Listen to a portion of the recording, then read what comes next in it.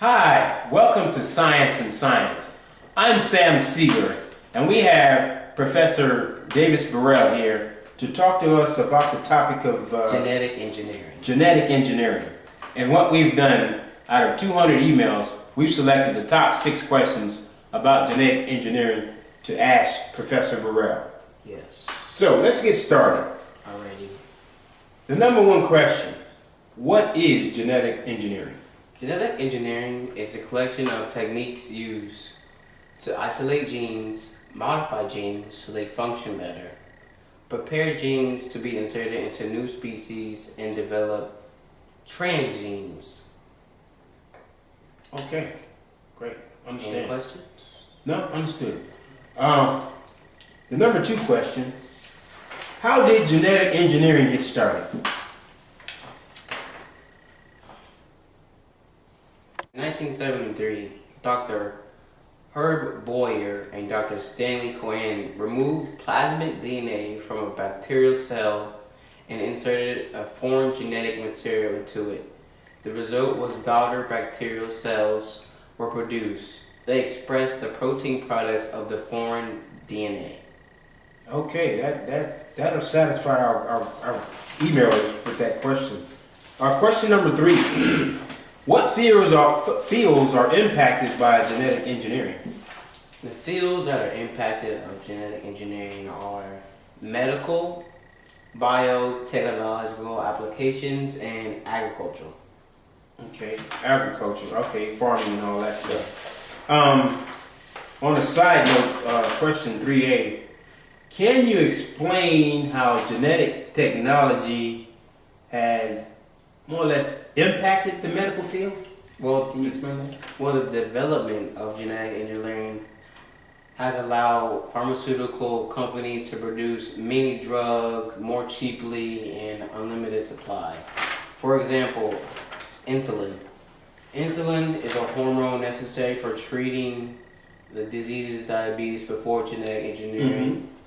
Insulin was produced by extracting the hormone from the pancreas of a slaughtered animal, and this process was costly and very limited in supply. Okay. But in 1982, insulin became the first genetically engineered drug approved by the U.S. Drug Administration.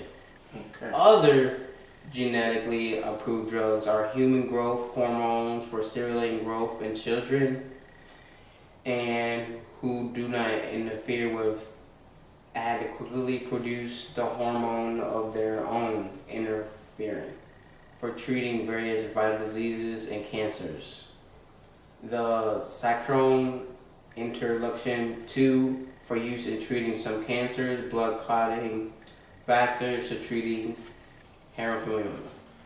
Okay, very well explained. Very well explained.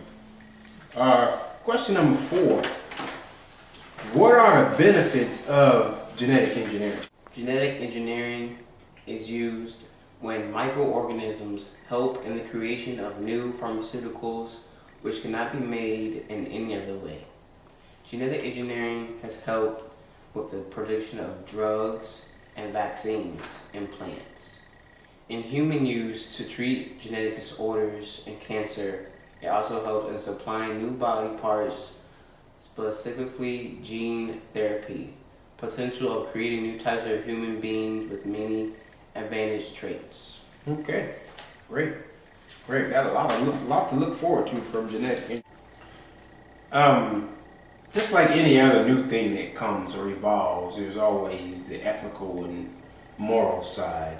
What are the ethical and moral issues of genetic engineering? Well, the ethical issues of genetic engineering are testing for traits unrelated to diseases, building better athletes with gene doping.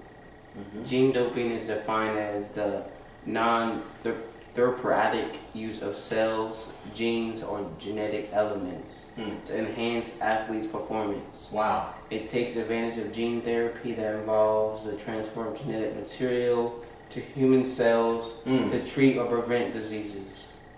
Okay. And another thing is the creation of designer babies, like playing God, because some people want to select specific characteristics for their children, Mm. eye color, height, and intelligence. I see. And the moral side of genetic engineering is the selecting of particular traits pose health risks that would not have existed otherwise. No long-term data right now to make a conclusion. Safety concerns because most genes have more than one effect. For example, in the late 1990s, scientists discovered a gene that is linked to memory. Modifying this gene in mice greatly improved learning and memory, but it also increased sensitivity to pain. Wow. Issue of individual liberties. Should parents be allowed to manipulate the genes of their children, select for certain traits when the children themselves cannot give consent? Society. Everyone will not have access to this expensive technology nowadays. Right. But this will be privileged as members of the designer babies. Okay. Wow. It's interesting. Last but not least, this genetic engineering is so fascinating. It seems like it's beyond the future as is. But the question is, what is the future of genetic engineering? Very good question. Sometimes I ask myself the same thing. Well, according to Dr. Ann Stapleton, assistant biology professor at University of North Carolina. I know Ann. The future of genetic engineering is to better understand how the body works and understand how the changes that occur and predict certain changes. Okay. And to figure out how to genetically engineer medications that focus on complex and repeated systems and diseases. Examples, heart disease and diabetes. Okay. Well, great. Well, Dr. Professor Burrell, thank you for being on the show, and we look forward to having you back. Thank you.